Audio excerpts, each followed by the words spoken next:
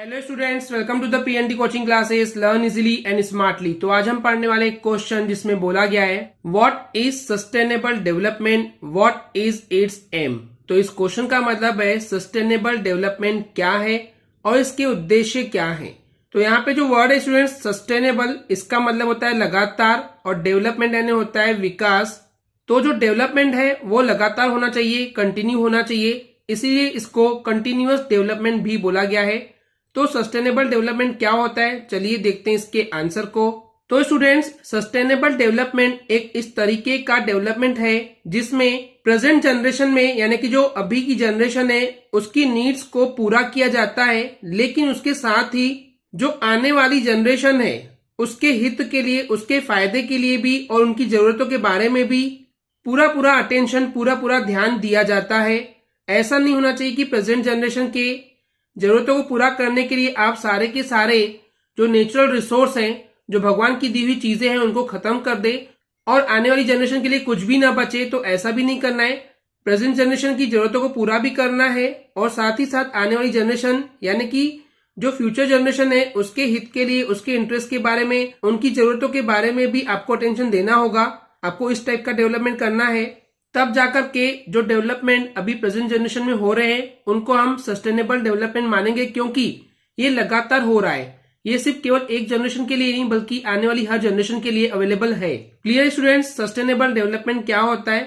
तो अब चलिए देखते हैं कि सस्टेनेबल डेवलपमेंट के एम यानी कि उद्देश्य या ऑब्जेक्टिव क्या होते हैं। तो यहाँ पे आप देख सकते हैं 3 हमारे पास ऑब्जेक्टिव मेंशन है, 3 उद्देश्य पता है। चलिए वन बाय वन इनको समझते हैं।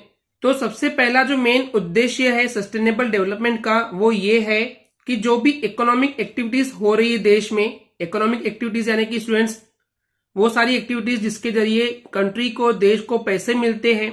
जैसे कि एग्जांपल के लिए जमीनों को खोद करके, माइंस को खोद करके अंदर से मिनरल्स को निकाला जा रहा है, पेट्रोलियम, कोयला और भी सब चीजें निकाली जा रही है। तो उनको बेच करके या फिर यूज करके देश को, कंट्री को फायदा होता है।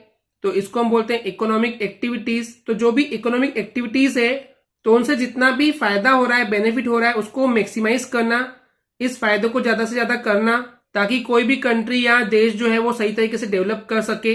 तभी इसका नाम सस्टेनेबल डेवलपमेंट है।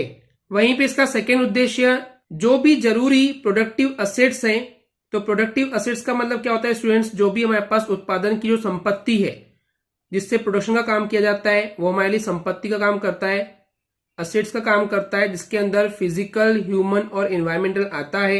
जैसे फिजिकल में क्या आता है स्टूडेंट्स, कोई भी मशीनरी है, जिन भी मशीन का यूज कर रहे हैं प्रोडक्शन के लिए, या बिल्डिंग जहां पे आप प्रोडक्शन कर रहे हैं। उसके अलावा जो भी व्हीकल्स हैं, जो भी गाड़ियां, 4 व्हीलर 2 व्हीलर जो भी चीजें हैं, ये आते हैं फिजिकल असेट्स में। ह्यूमन में आता है लेबर, इंसान, तो उसको भी हमको बचाना है, प्रिजर्व करके चलना है। एंड उसके बाद है एनवायरमेंटल, यानी कि जो भी प्रोडक्शन आप कर रहे हैं उससे एनवायरमेंट को नुकसान नहीं पहुंचना चाहिए। तो जो भी प्रोडक्टिव असेट्स हैं जैसे कि फिजिकल, ह्यूमन एंड एनवायरमेंटल, तो इनको प्रिजर्व करके चलना है, बचा करके चलना है। ऐसा नहीं होना चाहिए कि ये खत्म हो जाए।